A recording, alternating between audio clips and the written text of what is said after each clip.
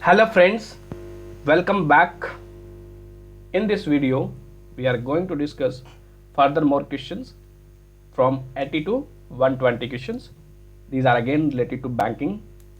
These are easy questions. Let us start.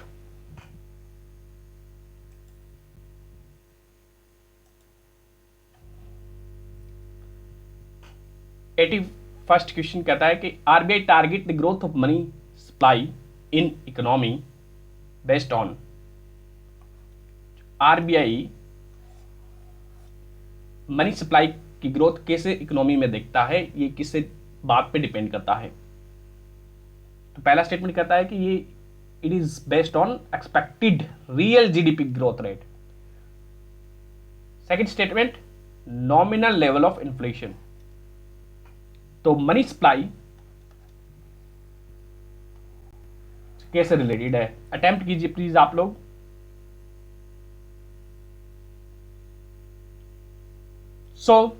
देखते हैं इसको। जब हाई जीडीपी ग्रोथ रेट होता है, जीडीपी इंक्रीज होता है, बहुत ज्यादा हाई रेट ऑफ ग्रोथ होता है, तब आरबीआई क्या कौन सी फॉलो करता है, कॉन्ट्रैक्शनरी मॉनेटरी पॉलिसी फॉलो करता है। जब लो ग्रोथ होता है तो एक्सपेंशनरी मॉनेटरी पॉलिसी फॉलो करता है।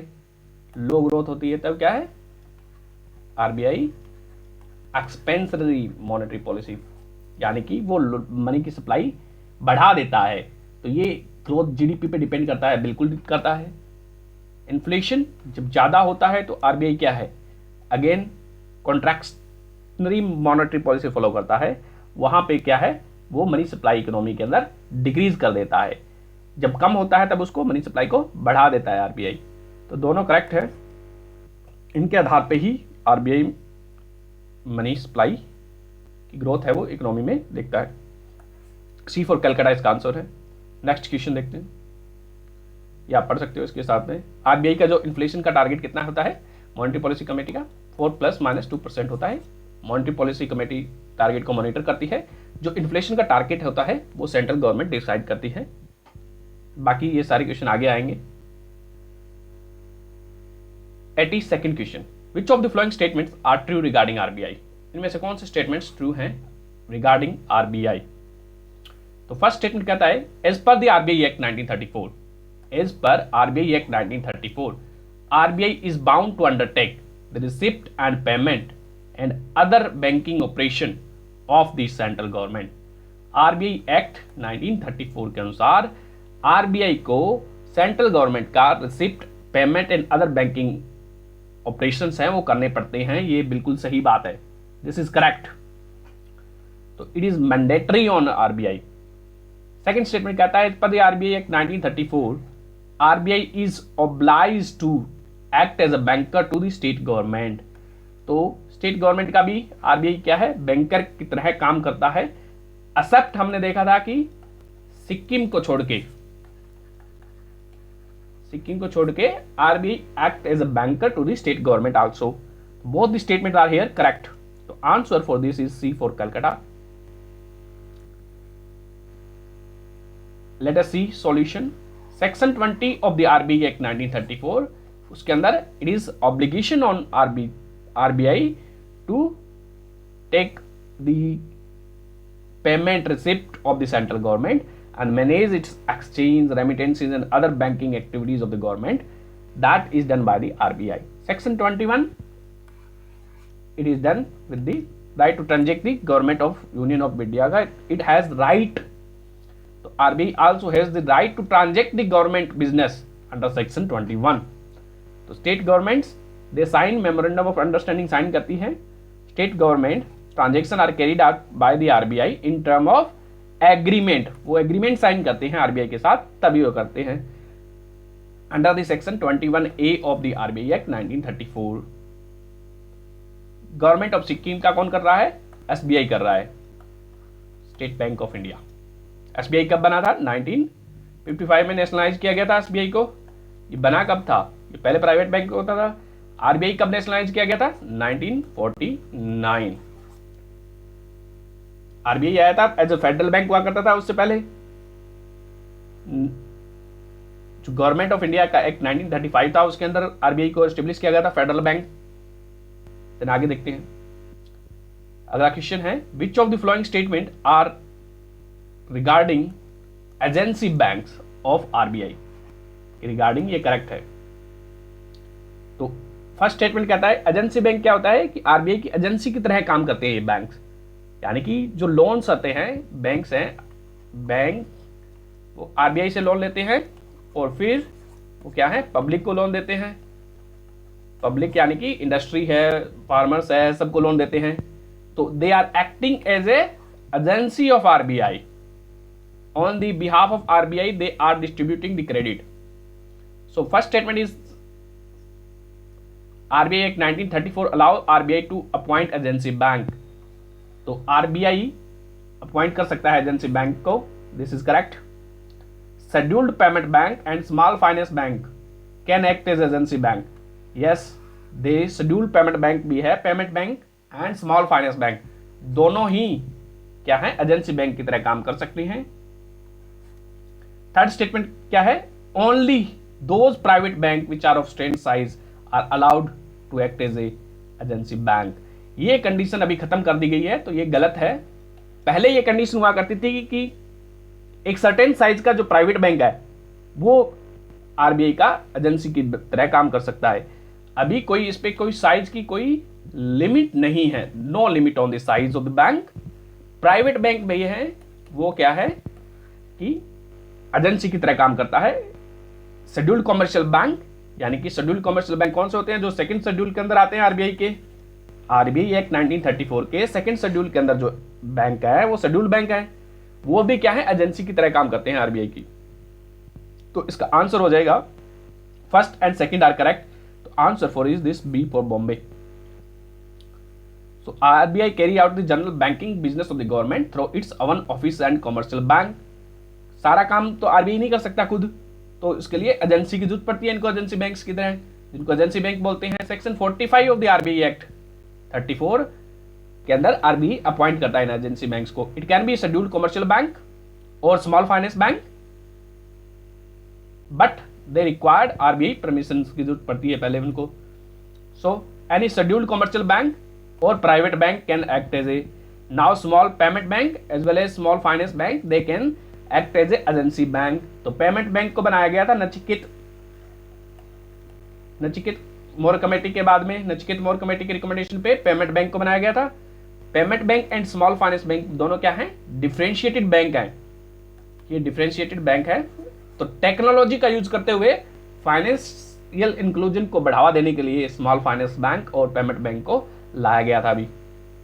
तो पेमेंट बैंक और स्मॉल फाइनेंस बैंक के बारे में आगे देखेंगे। पेमेंट बैंक की जो पेड अप कैपिटल होती है, पेड अप इक्विटी कैपिटल कितनी होती है, 100 करोड़ होती है। और स्मॉल फाइनेंस बैंक की कितनी होती है, वो होती है 200 करोड़।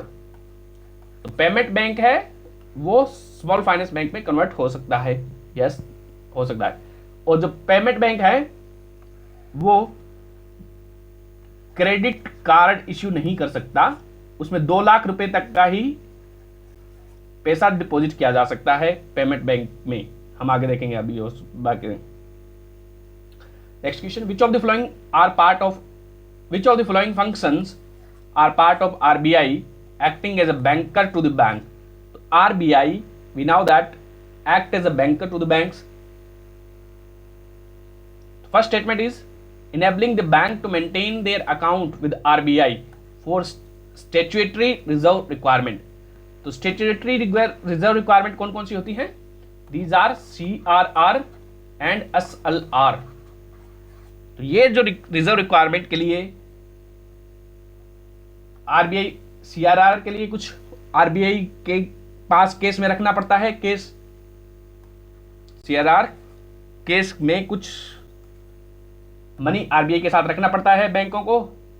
तो वो जो अकाउंट्स हैं वो क्या है, वो अकाउंट है वो आरबीआई के साथ ओपन करती है बैंक, जिसमें केस डिपॉजिट होता है, ये जिसपे CRR पे कोई इंटरेस्ट नहीं मिलता है, जबकि SLR पे इंटरेस्ट मिलता है। हम देख चुके हैं SLR आता है वो आरबीआई एक्ट 1949 के अंदर आता है, और CRR है वो आरबीआई एक्ट 1934 के अंदर है। तो स्टेटमेंट फर्स्ट इज करेक्ट। तो स्टेटमेंट सेकंड इसमें देखते हैं। Statement second, it enable the settlement of interbank transfer of fund. Banker to banks का जो फंक्शन है आरबीआई का, उसके अंदर RBI enable the settlement of interbank funds to the funds. इसमें क्या होता है इंटरबैंक फंड्स में? इंटरबैंक ट्रांसफर ऑफ फंड्स, यानी कि दो बैंक है, मान लो एसबीआई और दूसरा आईसीसीआई है, दे वांट टू ट्रांसफर, इन दोनों के बीच में पेमेंट सेटलमेंट करना है, कुछ इनके बीच में सेटलमेंट होना है। तो वो क्या है, वो आरबीआई के पास अकाउंट खोल लेंगे और उसमें सेटलमेंट करेंगे, उनका लेना देन होगा जो वो थर्ड पार्टी में आरबीआई की तरह। तो यहां पे क्या है, आरबीआई इंटरबैंक सेटलमेंट ट्रांसफर का काम करती है। This is again correct. Third statement is RBI provide short term loan and advance to the bank. तो आरबीआई प्रोवाइड करती है short term loan and advance to the bank. ये कब करती है? जब बैंक रन की कंडीशन होने वाली होती है तब आरबीआई लोन देती है। अदर पर्पज के लिए भी देती है, रेपो रेट में भी देती है, वेज एंड मीन एडवांसेस में तो गवर्नमेंट को देती है। वेज एंड मीन एडवांसेस के अंदर गवर्नमेंट को लोन देती है शॉर्ट टर्म में। ये हम सब डिस्कस कर चुके हैं पिछले लेक्चर में। Fourth statement is acting as a lender of last resort. Lender of last resort है वो आरबीआई काम करती है। This is again correct. RBI act as a lender of last resort. तो इसका मतलब क्या है, जब कोई बैंक जिसमें बैंक रनिंग की कंडीशन हो जाएगी, तो कोई बैंक जिसमें से जो डिपॉजिट होता है, बैंक रन कब होगा? जब बैंक के सारे डिपॉजिटर यदि अपना पैसा एक टाइम पे निकाल लें, एक ही समय पे तुरंत निकालना चाहें, तब कंडीशन हो जाएगी बैंक रन की। और कोई बैंक जो सॉल्वेंट है यानी कि जो इंसॉल्वेंट नहीं हुआ है या बैंकरप्ट नहीं हुआ है, तो उस केस में आरबीआई सॉल्वेंट बैंक को क्या है, पैसे देती है। जब सारे डिपॉजिटर पैसे निकाल रहे होते हैं बैंक से, तब बैंक रन की कंडीशन हो जाएगी। तो उस कंडीशन में बैंक हाथ खड़े कर देगा, फिर वो आरबीआई के पास जाएगा पैसे लाने के लिए। तो आरबीआई बोलेगा बेटा चिंता मत कर, मैं हूं अभी। तब उस स्थिति में RBI act as a lender of last resort to the bank. इसका आंसर हो जाएगा फिर 1 2 3 4, D for Delhi, all of the above are correct. तो हम सारे देख चुके हैं इसमें। RBI enable the bank to maintain their current account with the RBI for SLR और CRR. RBI act as a common bank for different banks to enable the interbank transfer, ये भी देख चुके हैं। बैंक रन हमने कहा कि bank run is a situation that occurs when everybody want to take their money out of bank one's account before the bank runs out of services. तो ये सारी बातें हम डिस्कस कर चुके हैं। Next question is which of the following statement regarding RBI acting as a lender of last resort for bank. तो ये हमने अभी देखा है। तो स्टेटमेंट फर्स्ट क्या कहता है, it is done to prevent possible failure of bank. तो बैंक रन हो जाएगा तो क्या हो जाएगा, बैंक से सारा पैसा निकल जाएगा तो क्या हो जाएगा, बैंक फेलियर हो सकता है। तो बैंक फेलियर होगा तो क्या होगा, उसका इफेक्ट है, रिपल इफेक्ट है, वो किस पे पड़ेगा, फाइनेंशियल सेक्टर पे पड़ेगा। फाइनेंशियल सेक्टर से होता हुआ वो पूरी इकोनॉमी पे इफेक्ट पड़ेगा इसका। तो पूरी इकोनॉमी पे जो मैक्रो फंडामेंटल्स हैं वो इकोनॉमी के प्रभावित होंगे इससे। तो it is done to prevent the possible failure of bank to protect the interest of the depositor. तो बैंक फेलियर होगा तो इंटरेस्ट, जो डिपॉजिटर का पैसा मनी होता है, वो प्रोटेक्ट करना चाहिए इससे। तो इंटरेस्ट ऑफ डिपॉजिटर को प्रोटेक्ट करेगा ये। First statement is correct. Second statement is RBI does it only if the troubled financial bank has exhausted all the resources it can obtain from the market and from RBI regular liquidity facility। तो RBI lender of last resort का कब काम करती है, जब सारे option bank के पास खत्म हो जाए, लास्ट में बच जाए, तब ये काम करती है। तो this is again correct. All the option are exhausted, तब RBI आता है। To ensure RBI Act is a lender of last resort to ensure financial stability in the economy।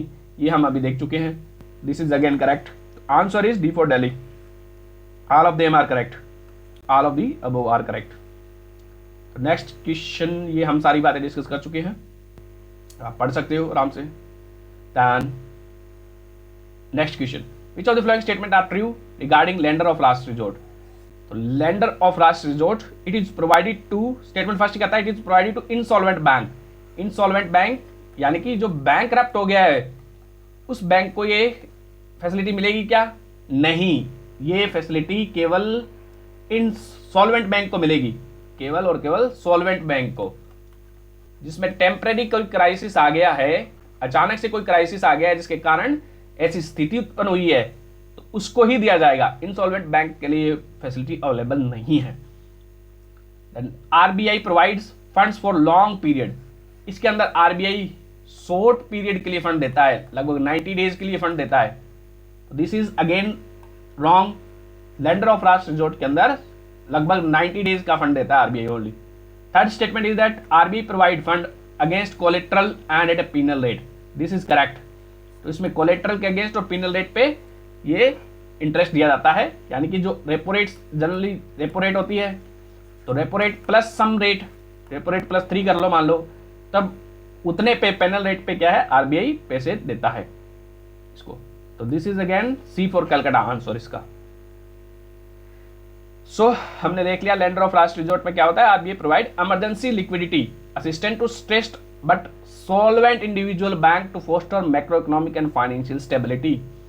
So troubled bank has exhausted all the options, then it is available for the facility of lender of last resort from RBI.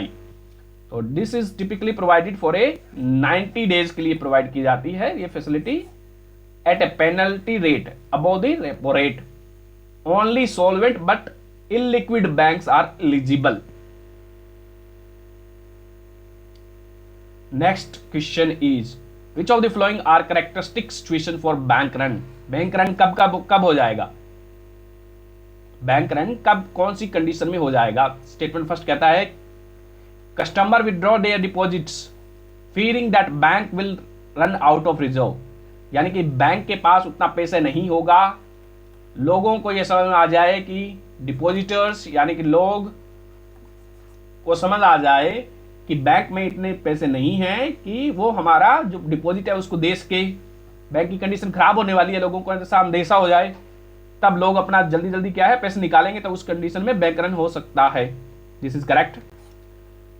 तो banks are in risk of default, जब bank की जो वित्तीय हालत है वो खराब हो, फाइनेंशियल हेल्थ, तब भी ये किया जा सकता है। तो बैंक हैज गॉन बैंकक्रप्ट, तो ये हमने देखा था कि बैंक रन किसका होगा, उसी का होगा जब बैंकक्रप्ट वाला इसमें केस में इंक्लूड नहीं करते हैं, तो ये नहीं इंक्लूड करते हैं, बैंकक्रप्ट वाला इंसॉल्वेंट बैंक ही इंक्लूड करते हैं। First and second is correct, A for Agra इसका आंसर है। So bank run is situation which जो हमने देख ली है।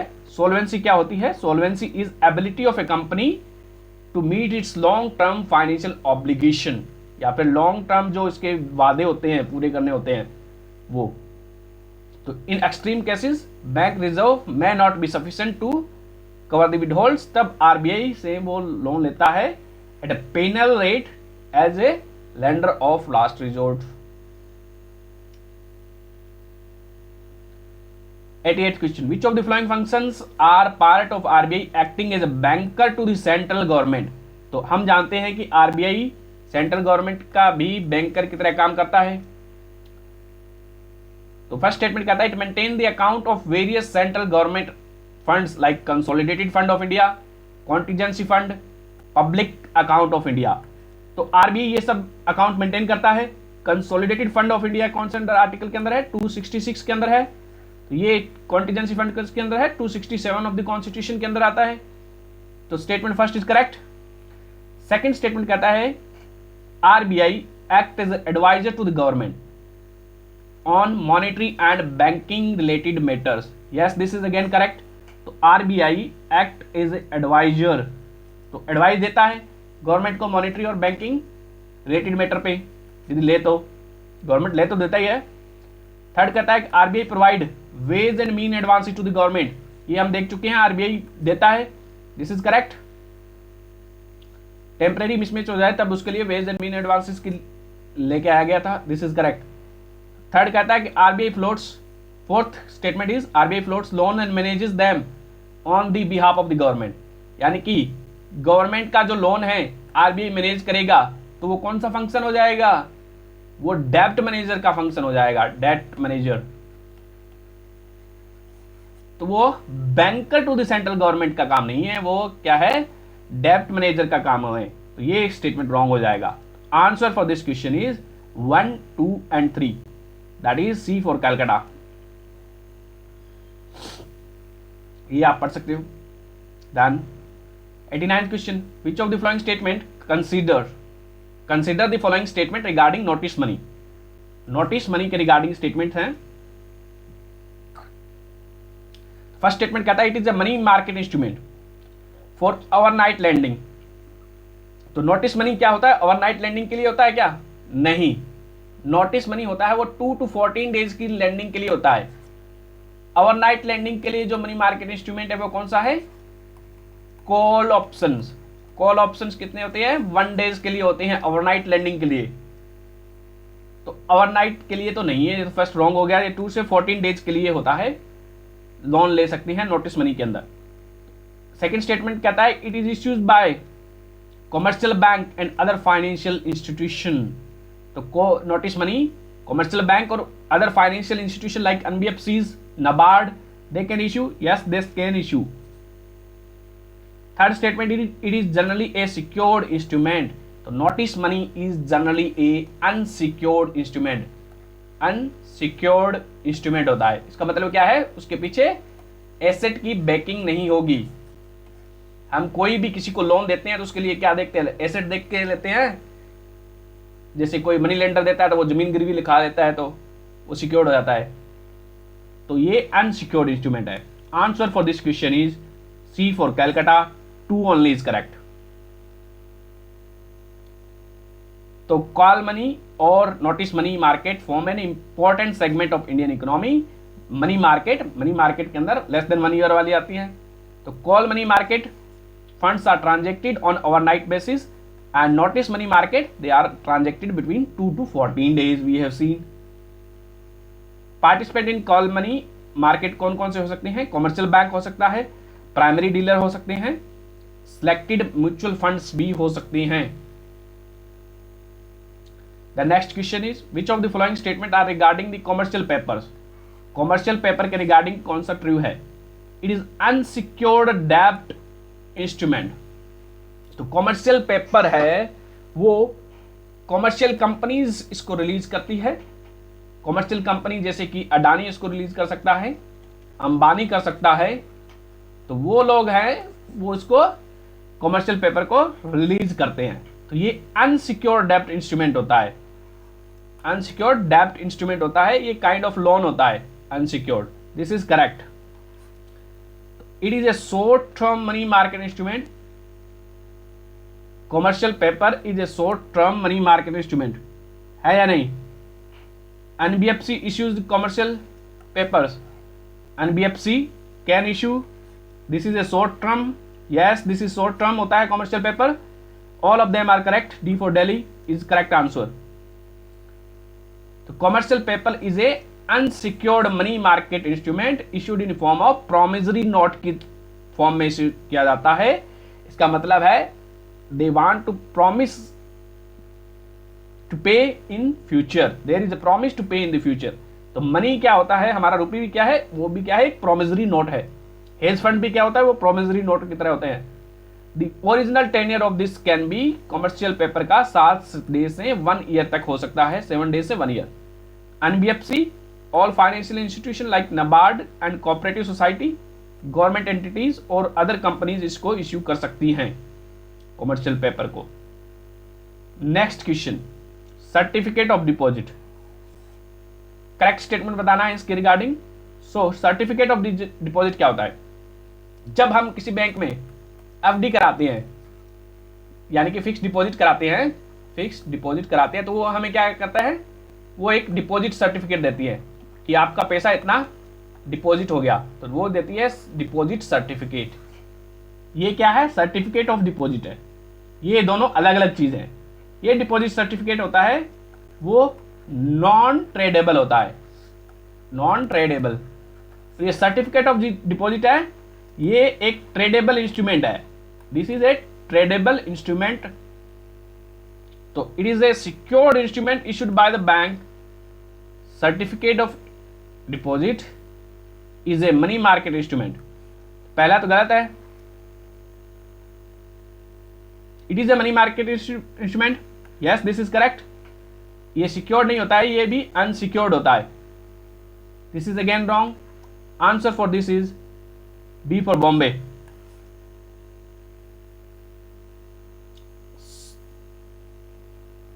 डी इसका आंसर है क्या, डी थर्ड ओनली। तो थर्ड, हाँ इसका आंसर क्या है, D for Delhi, third only. तो ये गलत हो गया ना, ये सिक्योर्ड नहीं अनसिक्योर्ड है। तो ये हमने कहा था कि it is a money market instrument, तो आंसर सी इसका नहीं, डी है, D answer, D for Delhi. So certificate of deposit क्या है, it is A negotiable tradable unsecured money market instrument issued by the scheduled commercial bank. Issue कर सकते हैं इसको, ऑल फाइनेंशियल इंस्टीट्यूशन भी इश्यू कर सकते हैं अप टू 1 ईयर, 1 ईयर तक। ये सर्टिफिकेट ऑफ डिपॉजिट रहते हैं, वो हमने देख लिया क्या होता है। डिपॉजिट सर्टिफिकेट है जो हमें एफडी पे मिलता है, वो नॉन ट्रेडेबल होता है। Next question, which of the following are instrument of money market के इंस्ट्रूमेंट कौन कौन से हैं इसमें से। Cash management bill, treasury bill कितने के लिए होता है, less than 1 year. Certificate of deposit कितने का होता है, 90 डेज का maximum. Then cash management bill, ये भी क्या है, 90 दिन का होता है, 91 डेज। तो these are less than 1 year. इनका जो टेन्योर है वो 1 ईयर से कम है। मनी मार्केट क्या होता है, 1 ईयर से कम वाला, लेस देन 1 ईयर। मोर देन 1 ईयर टेन्योर होगा तो क्या हो जाएगा वो capital market. State development loan क्या होता है, गवर्नमेंट सिक्योरिटी है, हमने पिछले लेक्चर में देखा था। State development loan state government की सिक्योरिटी होती है, they are issued for more than 1 year. तो ये मनी मार्केट का इंस्ट्रूमेंट का हिस्सा नहीं होगी, because these are issued for more than 1 year. Answer for this question is 1, 2 and 3। So D for Delhi इसका आंसर है। कैश मैनेजमेंट बिल जो टेम्परेरी कैश में के लिए दिया जाता है। Treasury bill again government security है जो सेंट्रल गवर्नमेंट इश्यू कर पाती है ओनली। सर्टिफिकेट ऑफ डिपॉजिट ये हमने देख लिया है अभी, जो कॉमर्शियल बैंक इश्यू कर सकते हैं अनसिक्योर्ड इंस्ट्रूमेंट। तो this all are part of money market. तो money market is for short term up to 1 year. ये सारी बातें हम डिस्कस कर चुके हैं। एसडीएल की सिक्योरिटी मेच्योरिटी होती है वो क्या होती है, मोर देन 1 ईयर होती है। एंड एसडीएल है वो ट्रेड नहीं की जाती है मनी मार्केट में, ठीक। And cash management bill, treasury bill, ये सब बातें देख ली है हमने। Next question is merger and एक्वाइजिशन of commercial bank may require approval of the following agencies. So merger और एक्वाइजिशन ऑफ कमर्शियल बैंक होता है, जैसे कि एसबीआई का बहुत सारे 7 सिस्टर बैंक्स मर्ज किए गए थे, तो उनमें से किसका अप्रूवल लेने की जरूरत पड़ती है। आरबीआई का अप्रूवल की जरूरत पड़ेगी क्या, आरबीआई बैंकिंग सेक्टर का रेगुलेटर है तो इसकी तो जरूरत पड़ेगी। और कंपटीशन कमीशन ऑफ इंडिया की भी जरूरत पड़ती है, क्योंकि ये कंपनी भी होती है, तो ये कंपटीशन एस्पेक्ट है उसको भी देखती है। प्राइवेट सेक्टर के साथ इसका जो कंपटीशन है, दूसरे बैंकिंग के साथ कंपटीशन इफेक्ट होता है या नहीं, वो उसका काम है, वो कंपटीशन कमीशन ऑफ इंडिया देखता है। 2002 के एक्ट के अनुसार इसको एस्टेब्लिश किया गया था। Answer for this question is C for Calcutta. तो आगे देखते हैं, competition commission of India is a fair trade regulator है। मर्जर एंड एक्वाइजिशन के लिए सीसीआई और आरबीआई दोनों की जरूरत पड़ती है, ठीक। सीसीआई का गवर्नमेंट क्या है, competition commission of India government चाहे तो इसको वेव ऑफ कर सकती है, लेकिन जब कोई भी मर्ज्ड एंटिटी, तो बैंक का मर्जर के बाद जो एंटिटी बनेगी, यानी कि जो फाइनल एंटिटी होगी, उसका एसेट वैल्यू 1000 करोड़ से ज्यादा हो, या फिर उसका जो टर्नओवर है एक साल के अंदर वो 3000 करोड़ से ज्यादा हो, तब क्या है, कंपटीशन कमीशन ऑफ इंडिया के अप्रूवल की जरूरत पड़ती है। परंतु सेंट्रल गवर्नमेंट ऐसा चाहे तो वो इन इंटरेस्ट ऑफ पब्लिक और सिक्योरिटी ऑफ नेशन उसके अंदर क्या है, वो वेव ऑफ कर सकती है कंपटीशन कमीशन ऑफ इंडिया का क्लॉज। एसबीआई के केस में ऐसा किया गया था। Then which next question is regarding bank board bureau which was constituted in 2016। तो आपको बताना है इसमें से करेक्ट कौन सा है। फर्स्ट स्टेटमेंट कहता है it is responsible for appointment of head in public sector bank and financial institution. तो बैंक बोर्ड ब्यूरो है वो अपॉइंट करता है पब्लिक सेक्टर बैंक के हेड और फाइनेंशियल इंस्टीट्यूशन लाइक नबार्ड उनके हेड को अपॉइंट करता है। This is correct statement. Second statement कहता है it help the public sector bank in developing strategies and capital raising plans. Bank board bureau है वो पब्लिक सेक्टर बैंक की हेल्प करता है उनको स्ट्रेटजी बनाने के लिए, कैपिटल मार्केट से लोन उठाने के लिए, सब इसमें हेल्प करता है। This is again correct. Second कहता है it is been constituted under banking regulation act 1949। क्या ये इसके अंदर एस्टेब्लिश किया गया था? क्या ये बैंकिंग रेगुलेशन एक्ट 1949 के अंदर इसको एस्टेब्लिश किया गया है? This is again correct. Answer for this question is this is not wrong, this is wrong. It is not constituted under the Banking Regulation Act 1949. 1 and 2 are correct. देखते हैं अभी। तो गवर्नमेंट ऑफ इंडिया ने appoint किया है autonomous bank board bureau. ये एक autonomous institution है। बैंक बोर्ड ब्यूरो क्या है? ऑटोनॉमस बॉडी है, गवर्नमेंट के द्वारा अपॉइंट की गई ऑटोनॉमस बॉडी है। ये इसके अंदर कितने मेंबर होते हैं? 7 मेंबर होते हैं, जिसमें से 3 एक्स ऑफिशियो मेंबर होते हैं, 3 एक्सपर्ट मेंबर होते हैं, एक चेयरमैन होता है। तो इसमें 7 मेंबर होते हैं। बैंकिंग बोर्ड ब्यूरो के अंदर एस्टेब्लिश नहीं है ये एक इंडिपेंडेंट बॉडी है, ऑटोनॉमस बॉडी है जो बैंक बोर्ड जो पब्लिक सेक्टर बैंक है उनके हेड को अपॉइंट करती है। तो इसका जो काम देखते हैं, इसके फंक्शंस क्या क्या हैं। बैंक बोर्ड ब्यूरो के selection and appointment of board of director and of public sector bank and financial institutions. उनके बोर्ड ऑफ डायरेक्टर को सिलेक्शन और उनके अपॉइंटमेंट और उनकी जो कंडीशन है, service condition, matter relating to appointment, सारे सक्सेशन प्लान, ये सारे वो देखती है। और ये एक डेटा बैंक बनाती है किसका? एम्प्लॉयज का और फाइनेंशियल इंस्टीट्यूशन का, उनकी परफॉर्मेंस को भी रिकॉर्ड करने के लिए एक डेटाबेस मेंटेन करती है, डेटाबेस। ये एथिक्स कोड भी बनाती है इसके लिए, पब्लिक सेक्टर बैंक के लिए। देन बिजनेस स्ट्रेटजी बनाती है इसको डेवलप करने के लिए।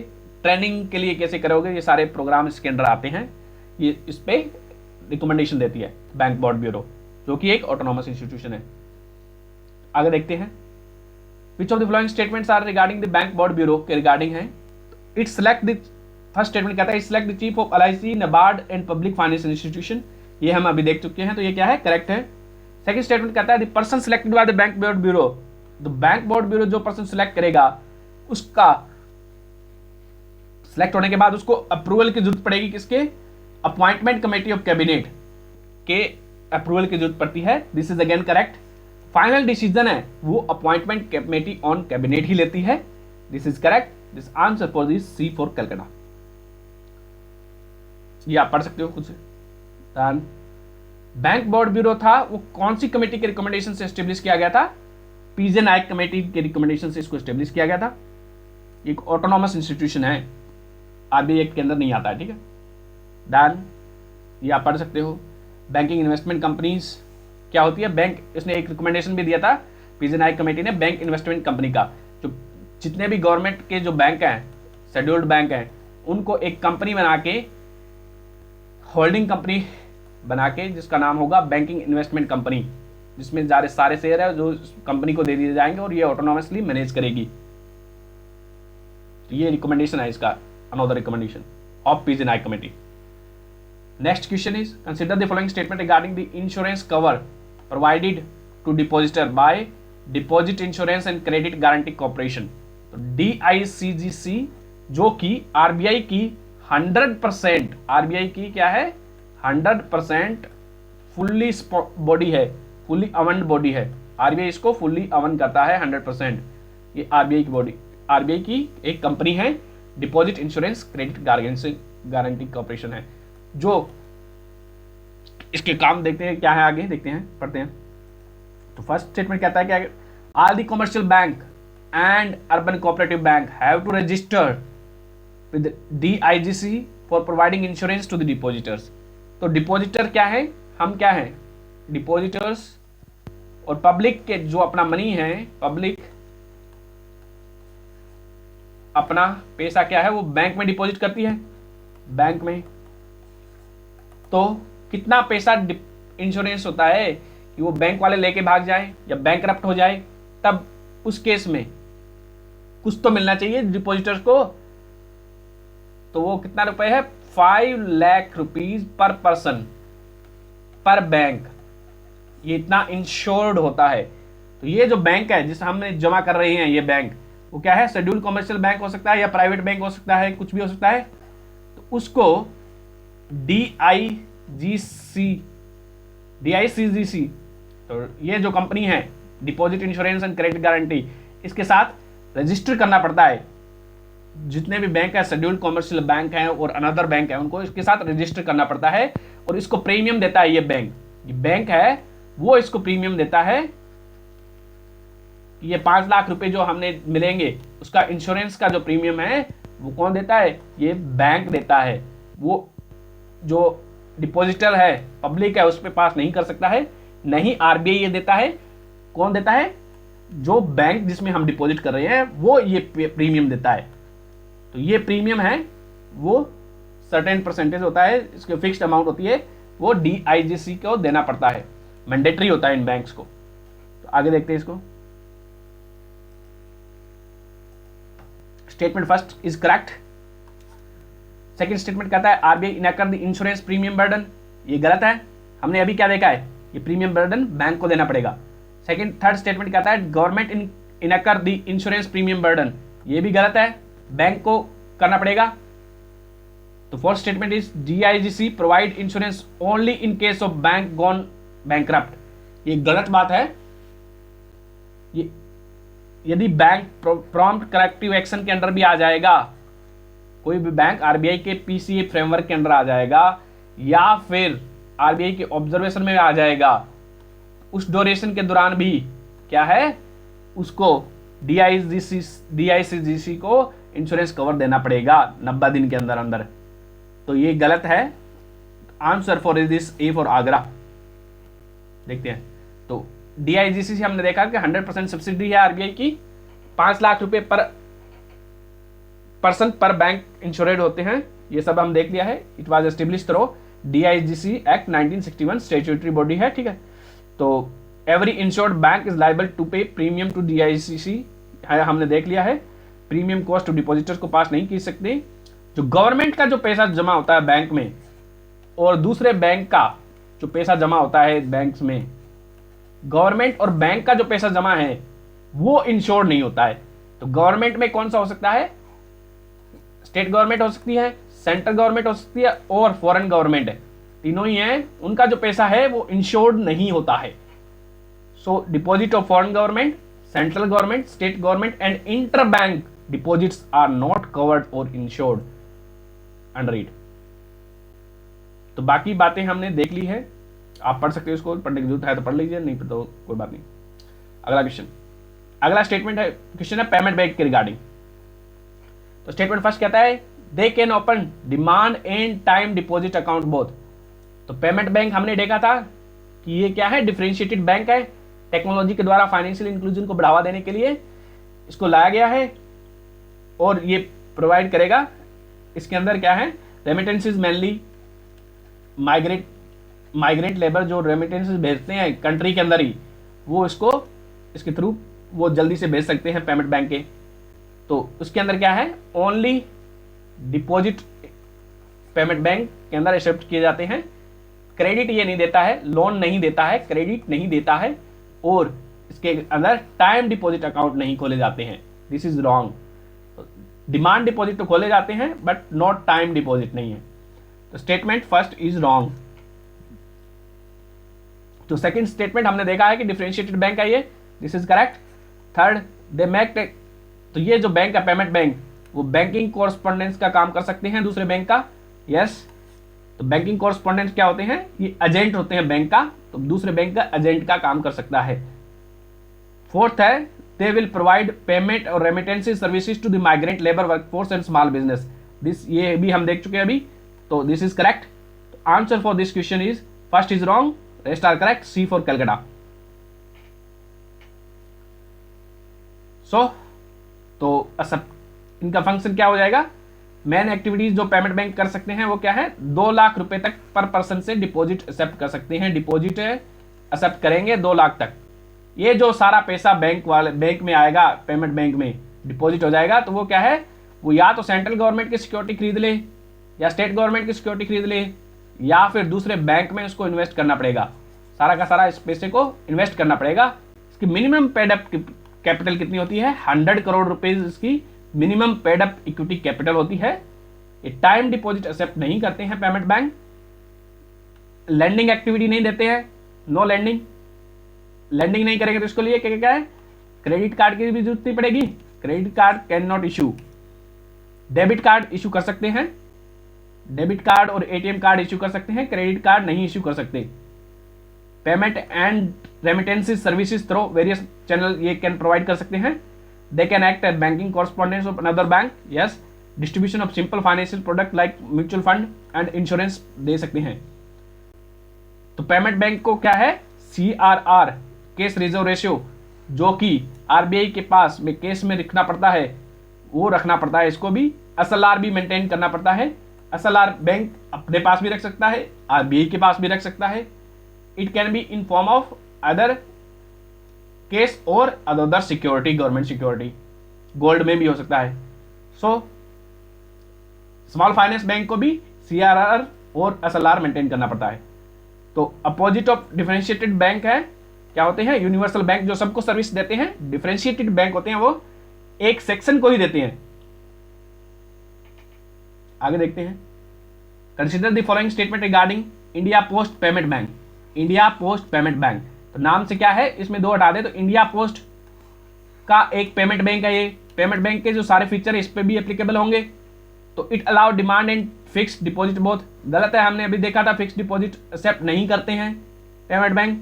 सेकंड स्टेटमेंट कहता है it allow saving and current account both, तो इसमें सेविंग और करंट अकाउंट दोनों ही खोले जा सकते हैं। Yes, it is a public sector company. ये इंडिया पोस्ट पेमेंट बैंक है, वो एक पब्लिक सेक्टर कंपनी है, डिपार्टमेंट ऑफ पोस्ट के अंदर आती है गवर्नमेंट के, जो कि मिनिस्ट्री ऑफ टेलीकम्युनिकेशन के अंदर आता है। तो this is correct, this is correct, this is wrong. तो आंसर हो जाएगा 2, 3, C for Calcutta. So India post bank is a public sector enterprise, department of post की है, जो मिनिस्ट्री ऑफ कम्युनिकेशन के अंदर आता है। इसके अंदर करंट एंड सेविंग अकाउंट खोले जा सकते हैं, ओनली डिमांड डिपॉजिट खोले जा सकते हैं। It is wholly owned PSU of government of India. ठीक, what is the purpose of setting of small finance bank. Small finance bank का पर्पज क्या है, तो स्मॉल फाइनेंस बैंक एस्टेब्लिश किए गए थे like payment bank, they are also established. ठीक है, तो इसका जो पेमेंट क्या है, फर्स्ट स्टेटमेंट क्या था, to supply the credit to small business unit, this is correct है। They provide the credit to small business unit को क्रेडिट प्रदान करने के लिए स्मॉल फाइनेंस बैंक को लाया गया है। To supply the credit to the small and marginal farmer, small and marginal farmer को क्रेडिट आसानी से मिल सके, इसके लिए भी इसका स्मॉल फाइनेंस बैंक को लाया गया है। They encourage the young entrepreneur to set up business particularly in rural areas. तो स्मॉल फाइनेंस बैंक है वो रूरल एरियाज में हो ऐसा जरूरी नहीं है, वो अर्बन एरिया में भी हो सकते हैं। थर्ड स्टेटमेंट क्या हो जाएगा, गलत हो जाएगा। तो इसका आंसर है 1 and 2 only, A for Agra. तो स्मॉल फाइनेंस बैंक का जो ऑब्जेक्टिव क्या था, to promote the financial inclusion by providing saving vehicle and supply of credit to small business unit, small and marginal farmers, MSME and other unorganised sector. तो इसका जो 75% जो credit देगा, ये स्मॉल फाइनेंस बैंक क्रेडिट दे सकता है, loan दे सकता है, वो 75% किसको जाएगा, वो अंडर होगा प्रायोरिटी सेक्टर लेंडिंग्स होती है, उसके अंदर इसको देना पड़ेगा। तो 50% इसका जो लोन पोर्टफोलियो है वो 25 लाख के लोन तक होगा, यानी कि मैक्सिमम 25 लाख का लोन ही दे सकते हैं 50% लोन्स में। तो CRR और SLR इसको मेंटेन करना पड़ेगा। एरिया ऑफ ऑपरेशन में रूरल एरिया हो, अर्बन एरिया हो, कहीं पे भी ये खोले जा सकते हैं। They are differentiated bank for और नीश बैंक। ठीक है, तो RBI ने ऑन टैप लाइसेंसिंग दी थी स्मॉल फाइनेंस बैंक के लिए। ऑन टैप लाइसेंसिंग मतलब जब भी चाहो तो उसके लिए स्मॉल फाइनेंस बैंक के लिए लाइसेंस मिल जाएगा। पहले कुछ एक पर्टिकुलर ड्यूरेशन के दौरान ही मिलता था जब RBI चाहती थी। तो अभी क्या है, वो पेमेंट बैंक है और अर्बन कोऑपरेटिव बैंक है, दोनों स्मॉल फाइनेंस बैंक में कन्वर्ट हो सकते हैं। इसकी जो पेड अप कैपिटल होती है वो 200 करोड़ रुपीज है। Paid up equity capital of small finance bank की 200 करोड़ रुपीज, उसकी कितनी है 100 करोड़ रुपीज है पेमेंट बैंक की। नेक्स्ट देखते हैं, क्या ये पेमेंट एंड सेटलमेंट सिस्टम का हिस्सा है? ये दोनों ही पेमेंट एंड सेटलमेंट सिस्टम का हिस्सा है, payment bank and small finance bank. A new organized structure board of management was proposed for urban cooperative bank by which company? तो बोर्ड ऑफ मैनेजमेंट प्रपोज किया गया था किसके लिए? अर्बन कोऑपरेटिव बैंक यूसीसी के लिए। कौन सी कमेटी ने प्रपोज किया था? मालेगाम कमेटी ने प्रपोज किया था। ये इश्यू क्यों आया था? क्योंकि कोऑपरेटिव बैंक्स में क्या है, जो बोर्ड ऑफ डायरेक्टर होते हैं वो क्या होते हैं? कोऑपरेटिव के मेंबर ही होते हैं। तो इसमें कॉन्फ्लिक्ट ऑफ इंटरेस्ट आ जाएगा। जो ओनर है वही डायरेक्टर बन गया, जो ओनर है वही एग्जीक्यूटिव डिपार्टमेंट को हेड कर रहा है, तो इसमें कॉन्फ्लिक्ट ऑफ इंटरेस्ट आता है। तो इसके पोस्ट के लिए एक और पोस्ट दी गई थी, board of management. Board of management का जो प्रपोजल दिया गया था मालेगाम कमेटी के द्वारा, वो इसका मैनेजमेंट का फंक्शन कर देखेगी और ये रिपोर्ट करेगी बोर्ड ऑफ डायरेक्टर को। Board of director will be ultimate authority होगी उसके बाद में भी। तो ये देखते हैं, ठीक है, ये सारा हमने देख लिया है, ये हमने डिस्कस कर लिया है, वही है, इसमें और कुछ जरूरत नहीं है जानने की। अगला क्वेश्चन देखते हैं, cooperative banks, consider the following statement regarding the cooperative bank. Cooperative bank में हमने अभी देखा है, तो ऑल, फर्स्ट स्टेटमेंट कहता है all cooperative bank are under dual regulation of RBI and state government. तो ऑल कोऑपरेटिव बैंक्स हैं वो ड्यूअल रेगुलेशन के अंदर आते हैं क्या? नहीं आते भैया। इसमें से कुछ एक बैंक हैं वो आरबीआई के अंदर आते हैं, कुछ एक बैंक हैं वो नाबार्ड के अंदर आते हैं। अर्बन कोऑपरेटिव बैंक है वो ओनली एंड ओनली आरबीआई के अंदर आता है। ड्यूअल रेगुलेशन का मतलब है कि स्टेट गवर्नमेंट है वो, उसका जो अर्बन कोऑपरेटिव बैंक है उनका रजिस्ट्रेशन वगैरह काम, एडमिनिस्ट्रेटिव काम है वो स्टेट गवर्नमेंट देखती है। उनका जो बैंकिंग का काम है कोऑपरेटिव बैंक का वो आरबीआई देखती है, आरबीआई देखती है।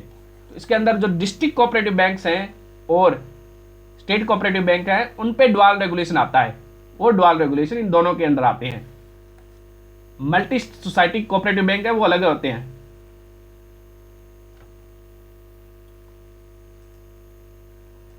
तो ये फर्स्ट स्टेटमेंट क्या हो गया? गलत हो गया, क्योंकि all cooperative bank dual regulation के नहीं आते हैं। Urban cooperative bank only RBI के अंदर आता है। Second statement, RBI regulate the cooperative bank under banking regulation act 1949। ये इसके अंदर रेगुलेट करती है। 1966 के अंदर, 1966 के अंदर ये इसको अर्बन कोऑपरेटिव बैंक्स को इसके आरबीआई के बैंकिंग रेगुलेशन एक्ट के अंदर लाया गया था। इनिशियली नहीं थे, 1966 के अंदर इनको लेके आया गया था। थर्ड स्टेटमेंट कहती है all cooperative banks are supervised by RBI NABARD.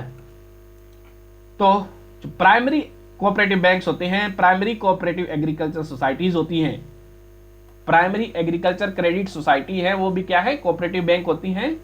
वो नाबार्ड के सुपरविजन में नहीं आती हैं, बाकी सारी हैं वो सुपरविजन में आती हैं। ये इसके अंदर आएगी। अर्बन कोऑपरेटिव बैंक्स हैं, हमने देखा है कि अर्बन कोऑपरेटिव बैंक्स हैं वो आरबीआई के अंडर आते हैं। तो अर्बन कोऑपरेटिव बैंक के अंडर आरबीआई, बाकी जो सारे बच गए वो नाबार्ड के अंदर आएंगे, उनके सुपरविजन में आएगा नाबार्ड के। ये भी रॉन्ग हो गया, ये भी रॉन्ग हो गया। आंसर इज बी फॉर बॉल में। आगे देखते हैं। सो अर्बन कोऑपरेटिव बैंक्स है उनको अर्बन प्राइमरी कोऑपरेटिव बैंक्स भी बोलते हैं। State cooperative bank and district cooperative banks हैं, they are under the dual regulation of central and state government. ठीक, तो state cooperative bank and district cooperative bank क्या है? ये रूरल कोऑपरेटिव बैंक्स होते हैं। तो बैंकिंग रेगुलेशन एक्ट 1949 के अंदर फोर्स में आया था, परंतु कोऑपरेटिव बैंक को 1966 के अंदर इसके अंदर लाया गया था। तो स्टेट गवर्नमेंट है वो इनका जो एडमिनिस्ट्रेशन वाला काम देखती है, रजिस्ट्रेशन वाला, बैंकिंग वाला काम कौन सा देखती है वो हम देख चुके हैं। तो primary agriculture society and long term cooperative society like CRBD और प्राइमरी जो एग्रीकल्चर सोसाइटीज होती हैं, they are basically rural cooperative banks होती हैं। They are outside the preview of banking regulation act. ये बैंकिंग रेगुलेशन एक्ट के अंदर नहीं आती हैं। Primary agriculture society and long term जो स्काबार्ड और ये होती है इसके अंदर नहीं आती है। Hence they are not regulated by RBI के द्वारा रेगुलेटेड नहीं होती हैं। अर्बन कोऑपरेटिव बैंक्स है, they are under supervision of RBI but supervision of all rural cooperative bank including this state cooperative bank and this is given to the NABARD के अंदर आ गया है अभी। देन अगला क्वेश्चन है रिगार्डिंग आरआरबी है, regional rural bank. So they are regulated by RBI. This is correct. They are supervised by NABARD. This is correct. They are established 1975 के अंदर रीजनल रूरल बैंक को एस्टेब्लिश किया गया था। तो रीजनल रूरल बैंक के अंदर क्या होता है, इसकी ओनरशिप 3 प्रकार से होती है। सेंट्रल गवर्नमेंट होती है, देन आरबीआई के पास है, और एक इसमें स्टेट गवर्नमेंट है आरबीआई, एंड एक क्या होता है इसमें स्पॉन्सर बैंक होता है। 50% इसका होता है वो शायद आरबीआई या सेंट्रल गवर्नमेंट के पास होती है, स्पॉन्सर बैंक के पास 35% ओनरशिप होती है, 15% स्टेट गवर्नमेंट के पास होती है ओनरशिप इसकी रीजनल रूरल बैंक की। रीजनल रूरल बैंक को 75% उनका जो लोन है वो रूरल एरियाज में देना पड़ता है। आगे देखते हैं। तो आरआरबी क्या है, they are regulated by RBI and supervised by NABARD के द्वारा। तो अगला क्वेश्चन है वो नाबार्ड से रिलेटेड है। NABARD provide refinance to which of the following financial institution. किसको नाबार्ड क्या है, रीफाइनेंस देता है। नाबार्ड है वो फाइनेंस देता है, पैसे देता है किसको, बैंक्स को देता है, ठीक है। बैंक्स या commercial bank, regional rural bank, इनको लोन देता है। ये लोग हैं वो एग्रीकल्चर का लोन देते हैं, दूसरी एक्टिविटीज के लिए रूरल एरियाज में लोन देते हैं। तो मेन एम क्या था नाबार्ड का, एग्रीकल्चर और रूरल एरियाज में फाइनेंशियल इंक्लूजन को बढ़ावा देना था, उनमें क्रेडिट को बढ़ावा देना था, उनको लोन नहीं दिया जा रहा था। ये डिफरेंशिएटेड बैंक लाया गया था ये। तो ये जो इनको जो लोन देता है वो नाबार्ड देता है, तो इसको बोलते हैं refinancing facility, refinancing by NABARD. ये किसको दे सकता है, कॉमर्शियल बैंक को दे सकता है, रीजनल रूरल बैंक को दे सकता है, स्टेट कोऑपरेटिव बैंक को भी देता है, लैंड डेवलपमेंट बैंक को भी देता है, और एनबीएफसी को देता है। सबको नाबार्ड रीफाइनेंस की फैसिलिटी देता है। तो answer for this is D for Delhi. तो नाबार्ड एस्टेब्लिश किया गया था शिवरमन कमेटी के रिकमेंडेशन पे, शिवरमन कमेटी के रिकमेंडेशन पे नाबार्ड को एस्टेब्लिश किया गया था। नेक्स्ट क्वेश्चन, ये हम देख चुके हैं सारा, पढ़ सकते हो आप अपने आप। The next question is which of the following are the sources of finance for NABARD के लिए फाइनेंस कौन से सोर्सेज है। आरबीआई है वो फंड देता है नाबार्ड को, डिस्क्रिशनरी फंड होते हैं वो, दिस इज करेक्ट। तो borrowing from commercial bank, NABARD है वो कॉमर्शियल बैंक से लोन ले सकता है। नाबार्ड बॉन्ड इश्यू कर सकता है fully serviced by government of India, this is again correct. तो foreign currency borrowing, foreign currency में बोरोइंग भी कर सकता है NABARD. All of them are correct, D for Delhi. तो ये सारे के सारे नाबार्ड की फाइनेंसिंग के सोर्सेज हैं।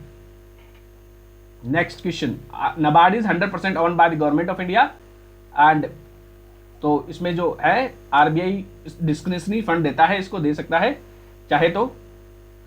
देन कॉमर्शियल बैंक से बोरो कर सकता है, फाइनेंशियल मार्केट से उठा सकता है, फॉरेन करेंसी में भी रेज कर सकता है, ठीक। Then next question is regarding Mudra bank. तो मुद्रा बैंक है उसके रिगार्डिंग है। तो मुद्रा बैंक क्या करता है, मुद्रा एक रिफाइनेंसिंग फैसिलिटी है लाइक नाबार्ड। तो नाबार्ड से ही, नाबार्ड के अंडर ही आती है ये। तो it provide direct lending to small entrepreneurs. तो डायरेक्ट लैंडिंग नहीं देती है ये, रीफाइनेंसिंग फैसिलिटी होती है मुद्रा बैंक के अंदर। This is incorrect. Second, Mudra loans is available to small and marginal farmers. ये small and marginal farmers Mudra loan नहीं दिए जाते हैं, इस एमएसएमई ट्रेडर्स को दिया जाता है। This is again wrong. Third is Mudra loan is available for manufacturing, trading and service activity, this is correct. Mudra loan है वो मैन्युफैक्चरिंग, ट्रेडिंग और सर्विस एक्टिविटीज के लिए होते हैं। मुद्रा के अंदर 3 तरह के लोन दिए जाते हैं। लेस देन 50,000, 50,000 से कम तक, यानी कि 50,000 या 50,000 से कम वाले लोन हैं, उनको क्या बोलते हैं, शिशु लोन, शिशु लोन। उसके बाद उसको होते हैं शिशु, फिर किशोर होते हैं। 50,000 से 50K से 5 लाख तक का लोन होता है वो किशोर लोन होते हैं। फिर क्या है, मोर देन 5 लाख के लोन होते हैं, वो क्या होते हैं, तरुण लोन होते हैं। तो ये 3 कैटेगरी ऑफ लोन नाबार्ड मुद्रा के अंदर दिए जाते हैं। Answer for this is third is only correct, C for Calcutta. तो Mudra is responsible for refinancing of all last mile financer such as NBFCs, society, trust, small bank, regional rural bank, commercial bank, इन सबको loan देती है ये। To जो आगे वो लोग हैं वो आगे स्मॉल एमएसएमई को देते हैं लोन, ट्रेडिंग एक्टिविटीज, मैन्युफैक्चरिंग को देते हैं। एग्रीकल्चर वाले इसमें काउंट नहीं होते हैं। रीफाइनेंसिंग ऑफ मुद्रा loan will be available through NBFCs MFI, not directly from मुद्रा बैंक। ठीक है, तो ये हम देख लिए हैं। अगला क्वेश्चन है वो रिगार्डिंग है नेशनल हाउसिंग बैंक। सो फर्स्ट स्टेटमेंट कहता है national housing bank regulate housing finance companies. Housing finance companies को कौन रेगुलेट करता है? आरबीआई रेगुलेट करता है। पहले एनएचबी रेगुलेट करता था। नेशनल हाउसिंग बैंक क्या था? नेशनल हाउसिंग बैंक है वो आरबीआई की फुल्ली अवन्ड सब्सिडरी है। तो फुल्ली अवन्ड सब्सिडरी है लाइक डीआईजीसीआई, डीआईसीजीसीआई, डीसीजी की तरह है। एनएचबी भी आरबीआई की फुल्ली अवन्ड कंपनी है। NHB is owned by the government of India and regulated bye, ये गलत हो गया, तो इट इज फुल्ली अवन्ड बाय, इसको हाँ दिस इज करेक्ट है, दिस इज करेक्ट। तो सेकंड स्टेटमेंट सही हो गया ना। तो it is fully owned by the government of India and regulated by RBI, this is correct. Third statement कहता है NHB provide direct finance to the individual housing company. ये direct finance नहीं देता है एनएचबी, ये भी क्या है? रीफाइनेंस फैसिलिटी है। लाइक मुद्रा रीफाइनेंसिंग देती है ये, लाइक मुद्रा नाबार्ड की तरह है, ये भी क्या है? एक रीफाइनेंस फैसिलिटी है जो हाउसिंग कंपनीज को लोन डायरेक्टली नहीं देती है, इनडायरेक्टली देती है। तो बैंक देते हैं उनको, फिर बैंक से इसको लोन मिलता है। तो answer for this is 2 only, C for Calcutta. तो एनएचबी को एस्टेब्लिश किया गया था 1988 के अंदर। तो it is wholly owned subsidiary of RBI.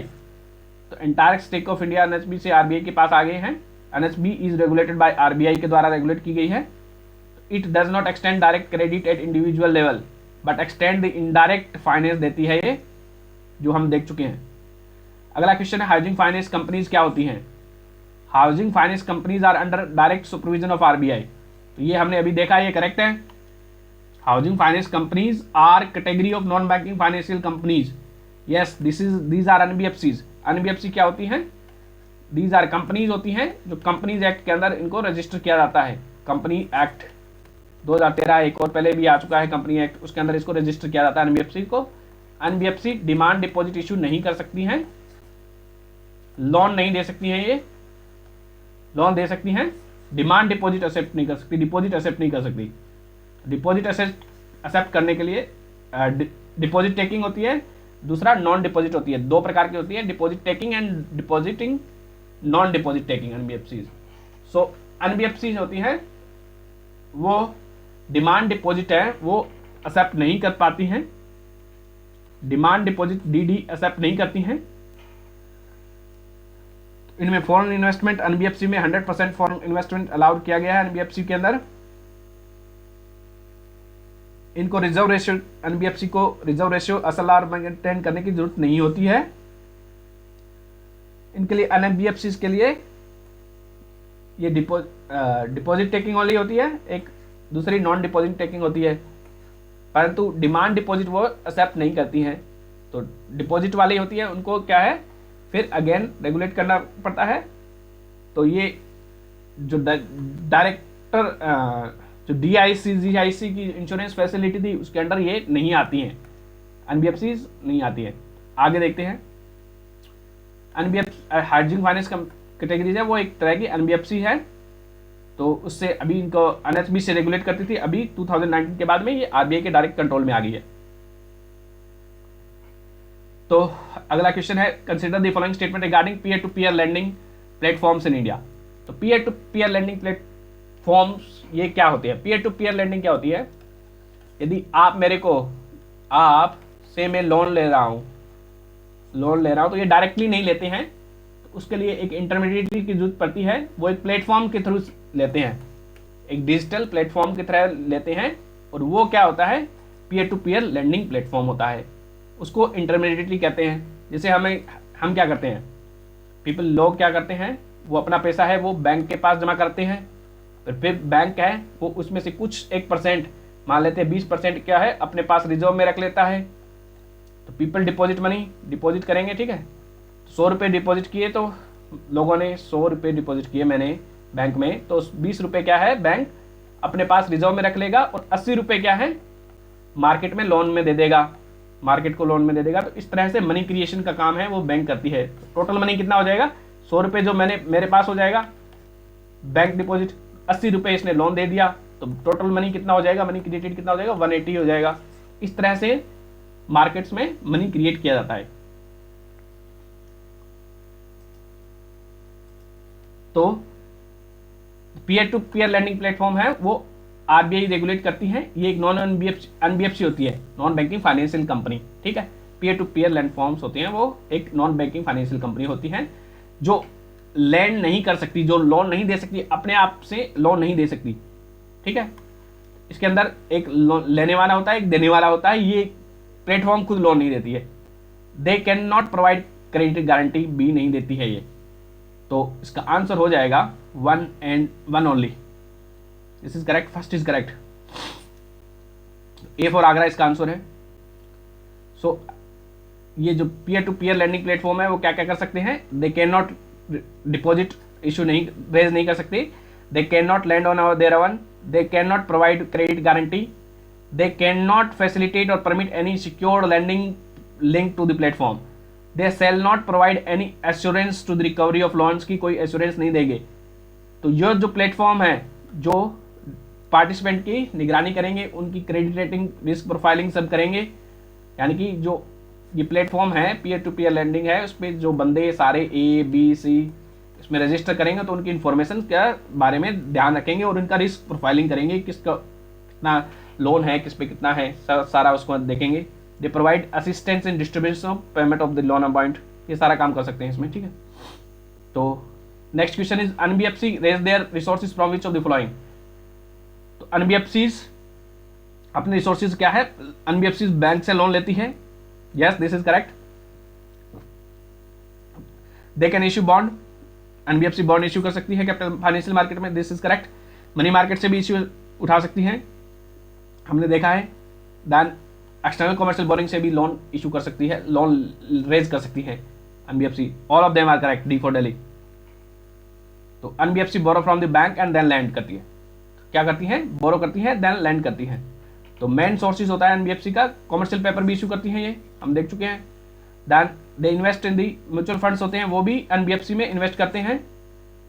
तो मेन सोर्सेज बैंक एंड डेब्ट म्यूचुअल फंड होते हैं, जो मेन सोर्सेज एनबीएफसी का वो दो ही होते हैं। ये डिबेंचर क्या होते हैं, डिबेंचर क्या होते हैं, they are short term unsecured डेब्ट फाइनेंशियल इंस्ट्रूमेंट होते हैं, यानी कि शॉर्ट टर्म अनसिक्योर्ड होते हैं। तो डिबेंचर ये नाम पे ही दिया जाता है, किसी के नाम पे ही, मेरे नाम से ही लोन मिल जाता है, मैं इतना फेमस हूं कि मेरे नाम पे ही है, वो एसेट, इसका कोई एसेट नहीं होता है, अनसिक्योर्ड होते हैं, इसके पीछे कोई एसेट नहीं होता है और ये केवल नाम पे ही लोन मिल जाता है। तो ये इस पे हाई इंटरेस्ट मिलता है, हाई, परंतु ये अनसिक्योर्ड होता है। तो डिबेंचर्स हैं वो कन्वर्ट किए जा सकते हैं, कुछ एक कन्वर्ट किए जा सकते हैं, उनका ऑप्शन रहता है इक्विटी में, शेयर में कन्वर्ट किए जा सकते हैं, कुछ नॉन कन्वर्टेबल डिबेंचर भी होते हैं।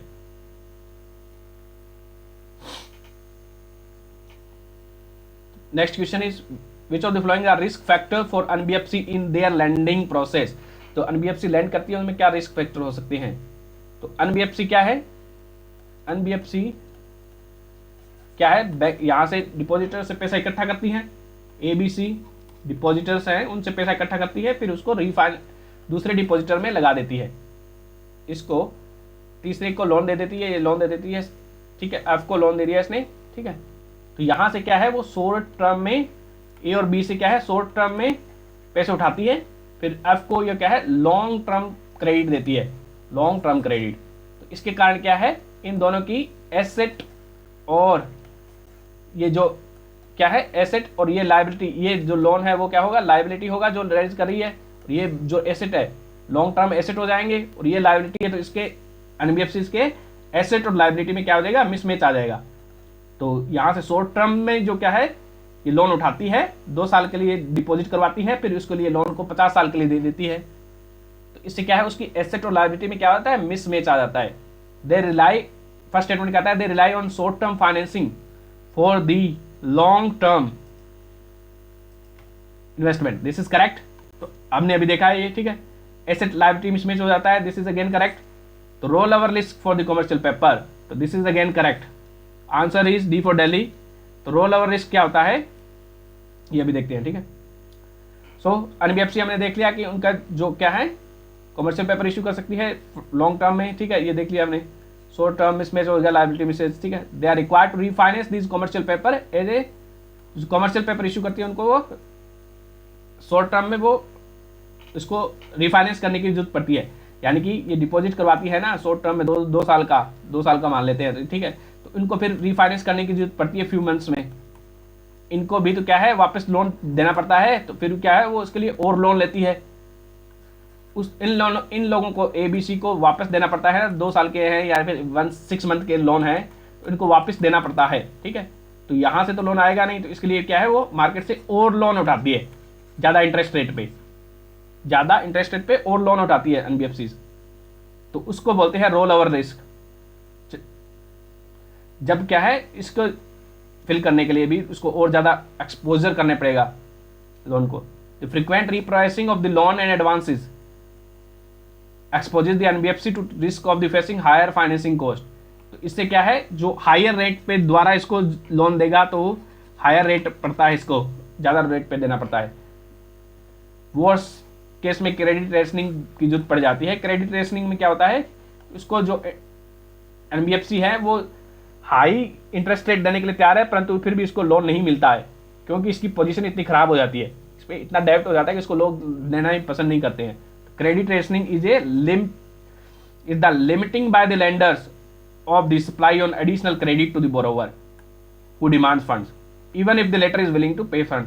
यानी कि इसको पैसा नहीं मिलता है यदि ये फंड, इवन दो ये ज़्यादा इंटरेस्ट रेट देने के लिए भी तैयार है, तब भी इसको फंड नहीं मिलता है, क्योंकि इसकी हालत बहुत पतली होती है। अगला क्वेश्चन है वो रिगार्डिंग है रियल इस्टेट इन्वेस्टमेंट ट्रस्ट। तो रियल इस्टेट इन्वेस्टमेंट ट्रस्ट क्या होते हैं, ये म्यूचुअल फंड की तरह होते हैं, म्यूचुअल फंड्स। तो म्यूचुअल फंड में क्या होते हैं कि बहुत सारे इन्वेस्टर्स हैं, वो अपना पैसा, इंडिविजुअल इन्वेस्टर्स हैं, वो अपना पैसा म्यूचुअल फंड में लगाते हैं। तो म्यूचुअल फंड है, उनको मैनेज कौन करता है, प्रोफेशनल मैनेज करते हैं, जो इस पैसे को दूसरी कंपनीज में लगा देते हैं, कंपनीज में लगाते हैं, बहुत सारी कंपनी में इसको लगा देते हैं, तो इसको प्रोफेशनल मैनेज करते हैं। इसी तरह से रियल इस्टेट इन्वेस्टमेंट ट्रस्ट क्या है, is a type of mutual fund है। इसके अंदर बहुत सारी रियल एस्टेट की एजेंसीज पैसे लगाती हैं, इंडिविजुअल इसमें क्या है पैसे लगाते हैं रेट में, रियल एस्टेट इन्वेस्टमेंट ट्रस्ट में, और फिर ये है वो प्रोजेक्ट्स में पैसा लगाता है, प्रोजेक्ट है जो प्रोजेक्ट उनमें पैसा लगाता है। तो यहाँ से ये इंडिविजुअल्स यानी कि हजार रुपए इकट्ठे कर लेते हैं बहुत सारे लोगों से रियल एस्टेट इन्वेस्टमेंट ट्रस्ट में, फिर ये इसमें प्रोजेक्ट में, बड़े बड़े प्रोजेक्ट में पैसे लगाते हैं। तो ये देखते हैं, ठीक है। तो रियल एस्टेट इन्वेस्टमेंट ट्रस्ट है, उनको सेबी रेगुलेट करती है। तो they are regulated by, first statement कहता है regulated by real estate regulatory agency of every state, ये गलत है।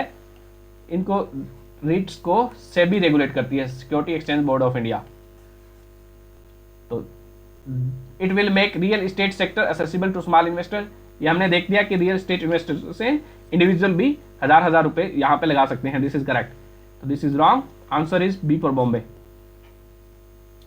तो रियल एस्टेट इन्वेस्टमेंट ट्रस्ट होते हैं, दे आर द ट्रस्ट होते हैं registered under Indian trust act 1882 के अंदर उसको रजिस्टर्ड ट्रस्ट होते हैं।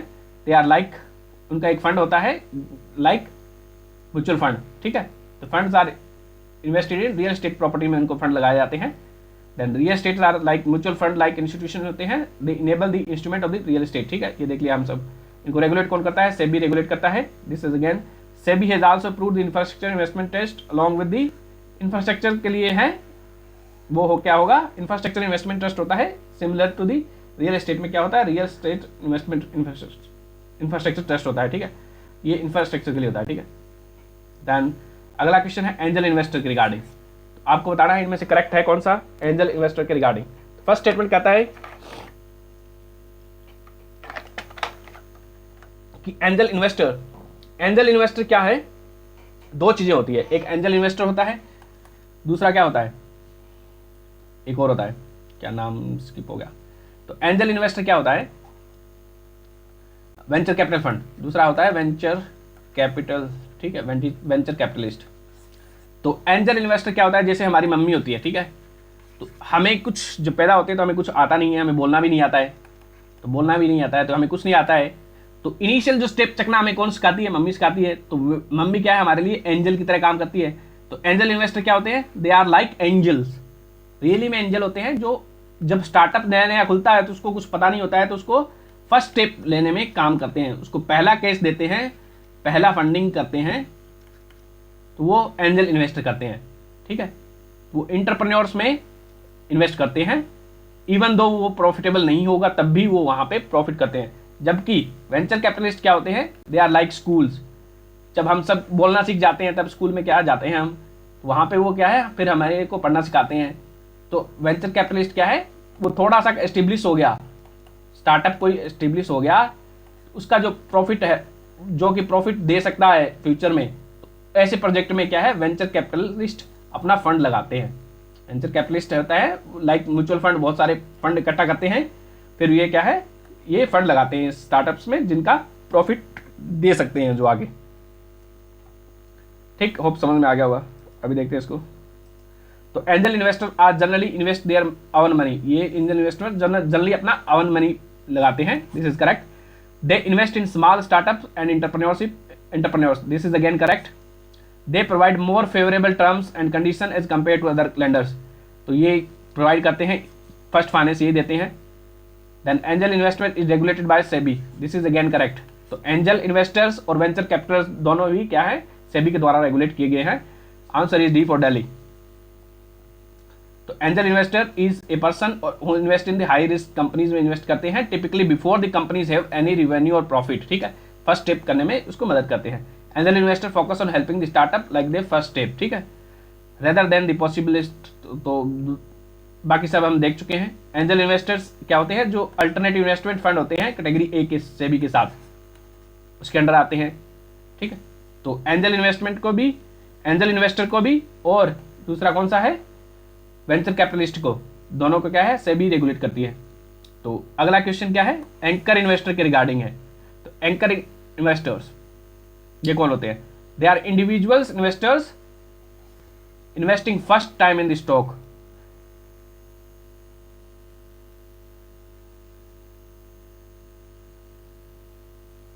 नहीं, दे आर इंस्टीट्यूशनल इन्वेस्टर्स होते हैं।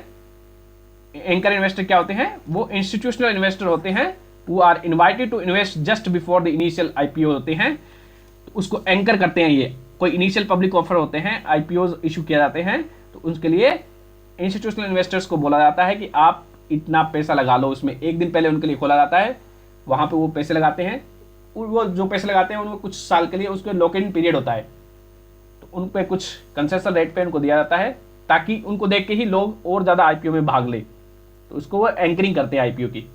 Again this is correct, D for Delhi इसका आंसर है।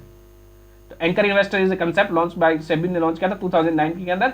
इसके अंदर इंस्टीट्यूशनल इन्वेस्टर होते हैं, दे सब्सक्राइब और purchase the IPO just before the IPO, ठीक है, ओपन्स टू दी पब्लिक। ठीक है, उससे पहले ही इनको दिया जाता है। Anchor investor need to invest, minimum amount इनको इन्वेस्ट करनी होती है, और इनका जो कुछ एक इन्वेस्टमेंट होता है उसका लॉक इन पीरियड होता है, before which they can not exit the investment, को एग्जिट नहीं कर सकते। Then next question is regarding alternative investment fund. Alternative investment fund के रिगार्डिंग है। तो फर्स्ट स्टेटमेंट कहता है, it is privately pooled investment vehicle established in India and regulated by SEBI. It can be privately, हो सकता है ये privately pooled invest either established in India and regulated by SEBI, this is correct statement. तो alternative investment fund SEBI के साथ register करते हैं, yes. It collect the fund from the sophisticated investors होते हैं, उनसे फंड कलेक्ट करता है और इन्वेस्ट करता है। ठीक है, इसमें ये फॉरेनर इन्वेस्टर से भी करता है और इंडियन इन्वेस्टर से भी करता है, तो both are correct.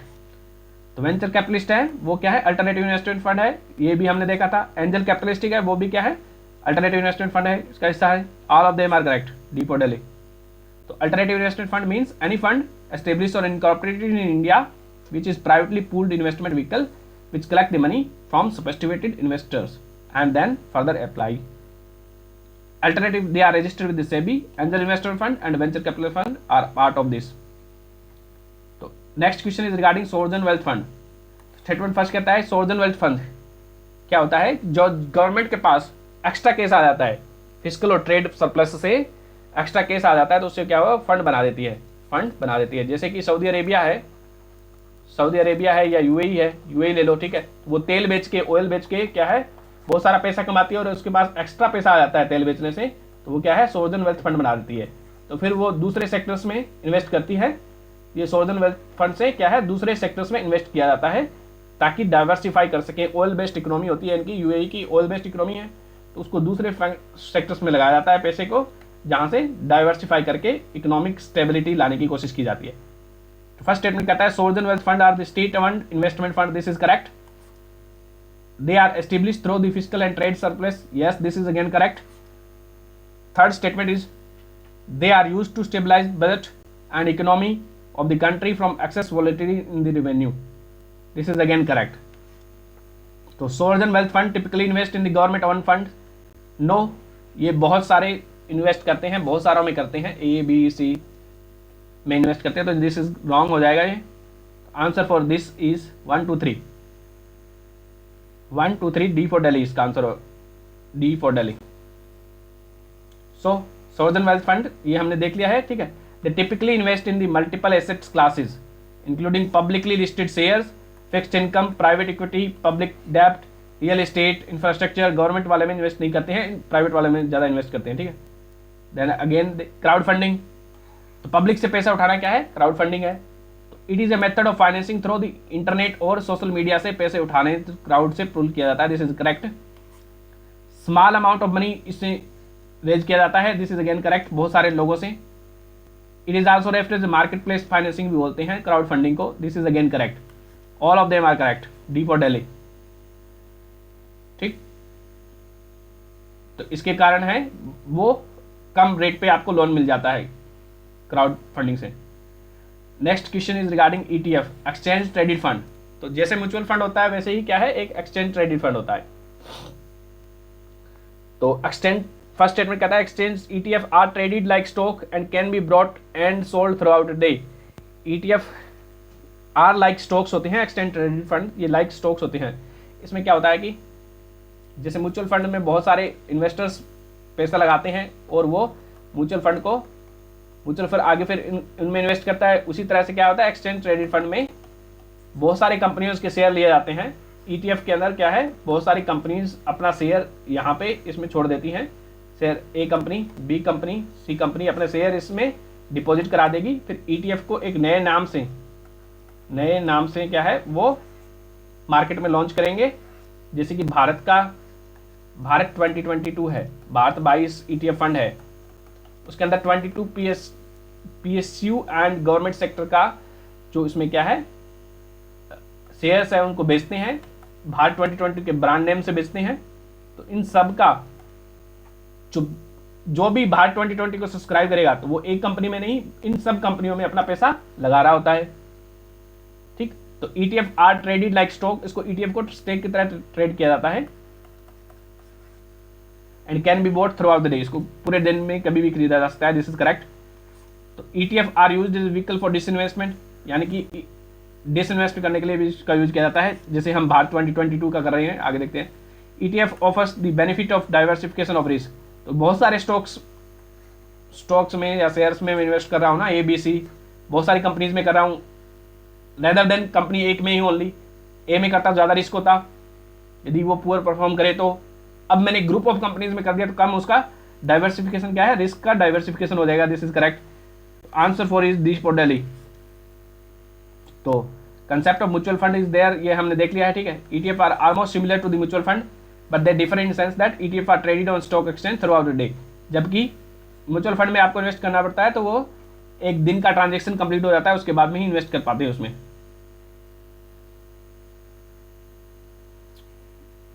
Then Bharat 2022, Bharat 22, इसके अंदर क्या है, ये एक ईटीएफ है भारत का, गवर्नमेंट का, जिसके अंदर 22 कंपनीज के शेयर्स को डाला गया है और उसे बेचते हैं भारत 22 के ब्रांड नेम से। तो it is a ETF launched by the government of India, this is correct, B for Bombay. तो is exchange traded fund, it is comprising of share of 22 companies, mostly public sector companies हैं, of which having the some stakes, ठीक है। तो इससे क्या है, disinvestment किया जाता है इसके थ्रू। पब्लिक सेक्टर कंपनीज में दो कम थोड़ा सा परफॉर्म करती है, उसको कंबाइन किया जाता है दूसरी कंपनीज के साथ जो बेटर परफॉर्म करती है, ताकि ओवरऑल इनमें ज़्यादा पैसा मिल सके। डिसइन्वेस्टमेंट का एक साधन है ये। तो consider the following statement regarding Bharat bond ETF, it will provide liquidity to investors, investors को लिक्विडिटी देगा ना, दिस इज करेक्ट, यानी कि बहुत सारी कंपनीज में इन्वेस्ट कर पा रहे हैं हम। It will depend the corporate bond market, इससे कॉर्पोरेट बॉन्ड मार्केट क्या है, बढ़ावा मिलेगा, ठीक है, this is again correct. Individual will not be allowed to purchase this instrument, ये गलत है, इंडिविजुअल भारत बॉन्ड को खरीद सकते हैं, बहुत सारे लोग इसमें खरीद सकते हैं। It will be traded on stock exchange, इसको ट्रेड किया जाएगा, यस। जैसे कि हम रियल एस्टेट इन्वेस्टमेंट ट्रस्ट में हैं, क्या है उसमें, क्या है 50,000 रुपये कम से कम रियल एस्टेट इन्वेस्टमेंट में चाहिए होते हैं इन्वेस्ट करने के लिए, ठीक, जबकि इसमें कितने होते हैं, हम 1000 रुपये भी लगा सकते हैं। तो इंडिविजुअल इसमें भी लगा सकते हैं, इसमें भी लगा सकते हैं, पर इसमें रेट में क्या होती है, वो लिमिट थोड़ी सी ज़्यादा होती है। तो it is again listed on stock exchange, this is correct. Answer कितना हो जाएगा, 1, 2 एंड 4, डी फॉर दिल्ली इसका आंसर है। तो ये हमारे 120 क्वेश्चन हमने डिस्कस कर लिए हैं, या पढ़ सकते हो इसके बारे में, हमने डिस्कस कर लिया है। धन्यवाद।